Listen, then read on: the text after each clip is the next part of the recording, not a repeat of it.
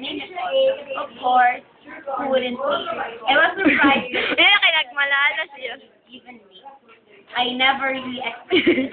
And thanks for the paper hack. Malaking sadya na yun para sa akin. At bakit ka pa nagbigay? Ha? Sapat naman yun sa akin na makita ka ka. So anyway, so much for that. Come again. Wait, yes. Is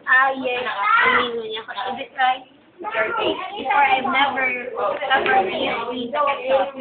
since it is the final year in a relationship, it's coming to its end, fighting counting the days.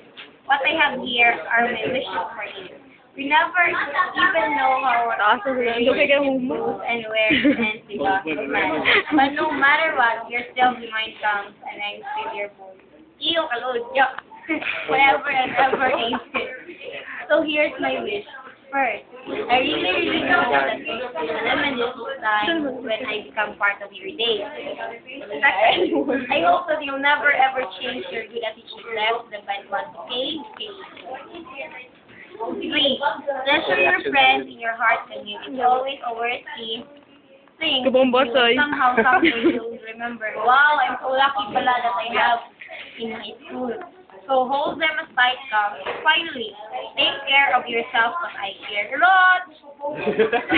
We may not have enough memories to share, but ano pa nila? As long as we hold each other in our hearts, we will still be together. And whenever you're sad, just think of the happy memories and funny faces of your friends. I'm not one of them because I'm not a clown. Seriously, to sum it all, here's my line. If you love someone, share yourself to the person, no matter how painful it is. The important thing is to share and experience how to love and to be loved. Always